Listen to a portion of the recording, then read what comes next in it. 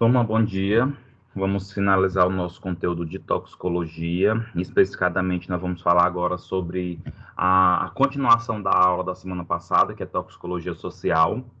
E nesse contexto, a gente vai falar sobre a classificação dos fármacos e drogas que causam dependência, tá?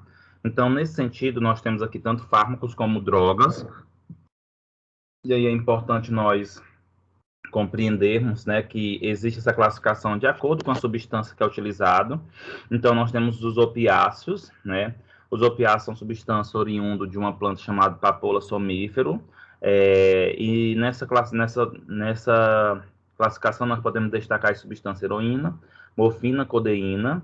Nós temos os estimulantes do sistema nervoso central, que podemos destacar a cocaína, anfetamina e cafeína. Nós temos os depressores do sistema nervoso central, que destaca aqui o barbitúricos, etanol, inalante e benzodiazepínicos. O tabaco, né, que é a nicotina. A cannabis, que tem a substância THC. E os psicodélicos, que de certo modo têm perfil estimulante, mas são alucinógenos, né, como LSD, psilocibina, mescalina. Primeira coisa que nós temos que compreender, turma, o que seria substâncias psicoativas de abuso, né? Qual é a definição? São substâncias que, ao entrar em contato com o organismo, sobre diversas vias de administração, atuam no sistema nervoso central, produzindo alterações no comportamento, humor e cognição, possuindo grandes propriedades reforçadoras, sendo, portanto, passíveis de alta administração, tá?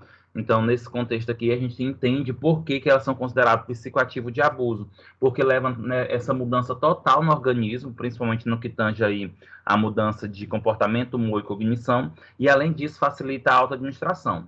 Essas drogas, elas podem ser tanto prescritas por médicos e não prescritas. Quais são as classificações das substâncias psicoativas, né? Que são essas substâncias que eu estava comentando para vocês. Dentre essas características de substância psicoativa, podemos destacar aqui, turma, os estimulantes. Eles são considerados estimulantes porque eles aceleram a atividade neurocerebral, que também pode ser chamados, turma, de psicoanalépticos, tá? Nós temos também os depressores, porque inibe ou diminui a atividade cerebral, tá? E eles podem ser chamados de psicolépticos, não analépticos e timolépticos. Temos os perturbadores, né, que eles desorganizam a atividade neurocerebral, e aqui nós podemos destacar os psicodislépticos, alucinógenos, psicodélicos, psicometamórficos e psicomiméticos.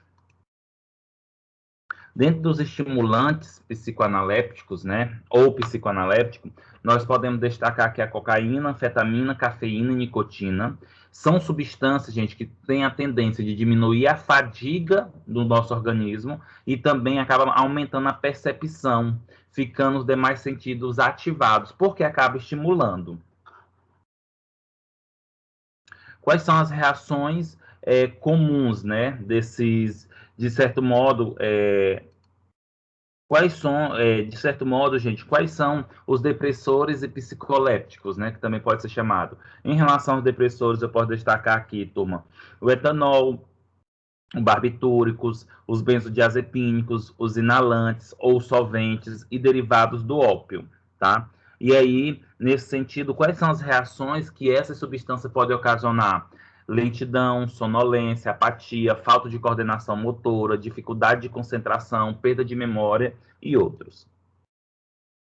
Nós temos também, turma, as drogas, né, que são conhecidas como perturbadoras ou alucinógenas, que são chamadas drogas das viagens, né? Quando a gente fala droga das viagens, porque está associado basicamente a essa característica da pessoa viajar no sentido mental, tá? Quais são as reações comuns? Existe o que se chama de bad trips, né? Que está associada a ansiedade, alucinações e paranoias, distorção do tempo e do espaço. Como droga vegetal, que estão dentro dessa classificação perturbadoras, nós podemos destacar aqui a maconha e derivados, mescalina, que é do cacto mexicano, e a psilocibina, que é do cogumelos, além do LSD e êxtase, que são considerados sintéticos. Consequentemente, é importante nós tentarmos explicar, gente, por que os fármacos induzem dependência. Por que eles levam à dependência? Turma, nós temos dois sistemas, né, que é o sistema de recompensa e o sistema de punição. O sistema de recompensa é aqueles que causam sensações de prazer e alivia as tensões, tá? E o sistema de punição é aqueles que favorecem sensações desagradáveis e insatisfação. Como foi que observou esse sistema de recompensa e de punição? Foi James Woods que estudou, né, mapeou o sistema de recompensa e punição, dando a um rato a oportunidade de aclonar um estimulador de corrente elétrica de baixa intensidade. O animal se autoestimulava com frequência dependendo da localização cerebral do sistema. E aí ele descobriu esse sistema mesolímbico mesocortical, que é um sistema que está associado a essa sensação de prazer, de recompensa em si. E aí ele observou o seguinte, que o sistema de recompensa nosso, que é esse sistema mesolímbico, dopaminérgico, e aí a gente já entende por quê, porque ocorre a liberação de dopamina, eles são neurônios dopaminérgicos na área tegmentar ventral com projeções no núcleo accumbens. São componentes-chave do sistema de recompensa. Então, toda vez que nós temos aí uma sensação de recompensa ou uma situação que leva essa sensação, essa característica de recompensa, nós temos aí esse sistema. Em relação a recompensas naturais, nós temos os alimentos e o sexo. Em relação a esse sistema de recompensas naturais, gente, eles acabam imprimindo uma memória cerebral, são reforçadores naturais e isso favorece a repetição do comportamento, tá? E em relação às zonas de recompensa, são regiões do cérebro que, quando estimulada, desencadeia comportamentos semelhantes às recompensas naturais, como alimento e água, oferecida a um animal privado dessas necessidades. Resultado, liberação de dopamina no núcleo accumbens e, consequentemente, leva a essa sensação de prazer. Os fármacos e drogas, gente, aumentam muito mais a liberação de dopamina que os reforçadores naturais. Ou seja, se tem os reforçadores naturais que, consequentemente, já leva a esse efeito, né? Já leva a essa sensação de recompensa, de bem-estar. As drogas, por si só, eles aumentam muito mais esse sistema, estimula muito mais. Olha só, o alimento, por exemplo, ele chega a aumentar 45% da concentração de dopamina, enquanto a cocaína, gente, favorece 500%. Por isso que é tão viciante. Tá? Quais são os mecanismos de farmacodependência, né, que favorece essa dependência? É a estimulação do sistema de recompensa, depressão do sistema de punição e modificação de forma agradável do humor e percepção. São, de certo modo, a maneira com que as drogas favorecem a dependência. E esse potencial de reforço?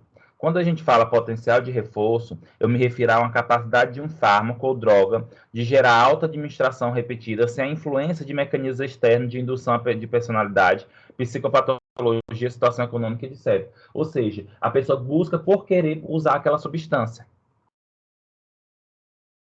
E dentro dessa característica do sistema de recompensa, nós temos os reforços positivos e o reforço negativo.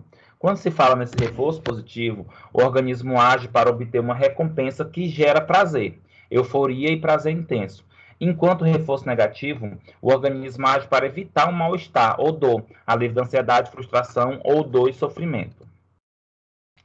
Então, em relação ao reforço positivo, nós temos aqui os estimulantes como cocaína e anfetamina, que aumenta a concentração de dopamina, que é um reforço incentivo que leva a um comportamento compulsivo de busca. E a depressão, gente, por exemplo, fármacos que levam à depressão do sistema, como etanol, barbitúrico, benzodiazepina, seria o reforço negativo, porque eles estimulam o GABA através de um fluxo do cloro que deprime as áreas aversivas do cérebro, que é a zona de punição, e, consequentemente, o indivíduo tem alívio da ansiedade, sofrimento e tensão, uma forma indireta de prazer. Algo também muito importante a ser observado aqui, turma, é essa característica associado à velocidade do reforço, né? Olha só, quanto mais rapidamente a substância produz seus efeitos reforçadores, maiores são as chances de levar a um comportamento de consumo repetido. Consequentemente, as vias de administração elas estão associadas a esse quesito, tá? Por exemplo, morfina via intravenosa, ela é mais tem um efeito mais rápido que a via oral. A maconha fumada tem um maior efeito do que a via oral. E aí também é importante nós compreendermos que a alta administração do fármaco é um reforço positivo que leva à compulsão, que leva à dependência. E nós temos os fatores ambientais que favorecem a farmacodependência, né? Gente, é os tipos de substâncias que estão associados nesse quesito, né?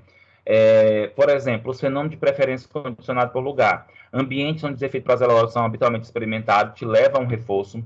Aparato utilizado para autoadministração. Companheiros que fazem junto uso de droga. Tudo isso, gente, aumenta a taxa de recaída e, consequentemente, a dependência. Turma, assim, nós finalizamos nosso conteúdo de farmacologia, de toxicologia social, e finalizamos nosso conteúdo associado à teoria, tá?